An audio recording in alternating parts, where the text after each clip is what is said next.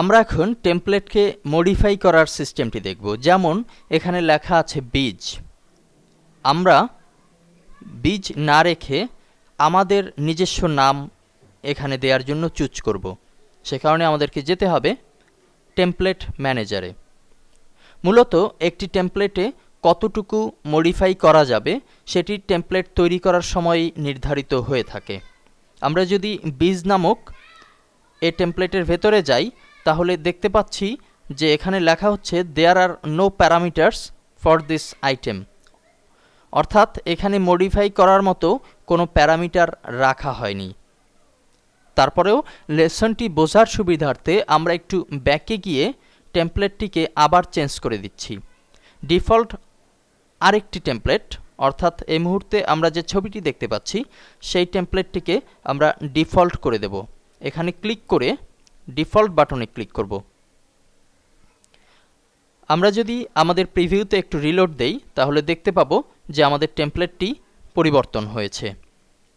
এখন extension panel থেকে, দুঃখিত, ব্যাকএন্ড প্যানেল থেকে টেমপ্লেট ম্যানেজারের মধ্যে আমরা এই টেমপ্লেটের যে টেমপ্লেটটি ডিফল্ট অবস্থায় আছে, আমরা স্টার দেখতে পাচ্ছি, এই টেমপ্লেটের নামের উপরে ক্লিক করব।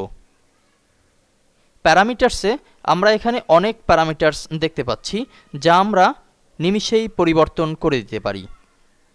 আমরা এখানে দেখতে পাচ্ছি লোগো টেক্সট। এখানে আমরা যদি লিখে দেই টেস্ট জুমলা, অর্থাৎ যেটি আমাদের সাইটের নাম হবে, এবং উপর থেকে সেভ বাটনে ক্লিক করব, তাহলেই আমরা আমাদের প্রিভিউকে রিলোড দিলে দেখতে পাবো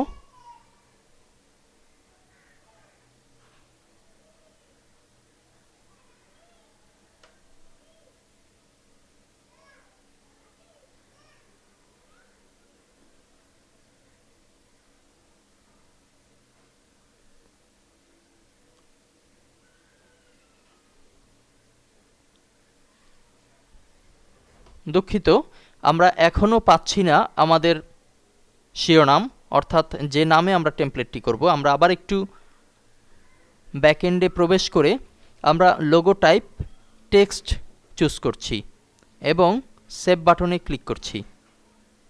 আবার রিলোড। আমরা এখন দেখতে পাচ্ছি যে এখানে ব্যাকএন্ডে এসে লোগো টাইপ টেক্সট চুজ করার ফলে আমাদের এই লেখাটি প্রদর্শিত হচ্ছে এবং নিচে স্লোগান হিসেবে আছে বিকজ ওপেন সোর্স। আমরা এখানে ক্লিক করে দিচ্ছি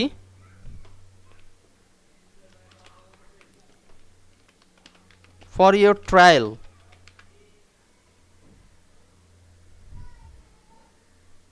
অথবা for your training best.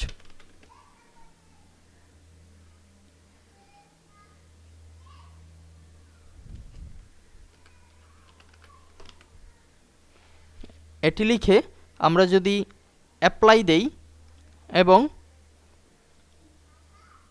Reload বাটনে ক্লিক করি তাহলে দেখব যে আমাদের টেস্ট জুমলা লেখার নিচে ছোট আকারে ফর ইয়োর ট্রেনিং বেস্ট এই লেখাটিও চলে এসেছে।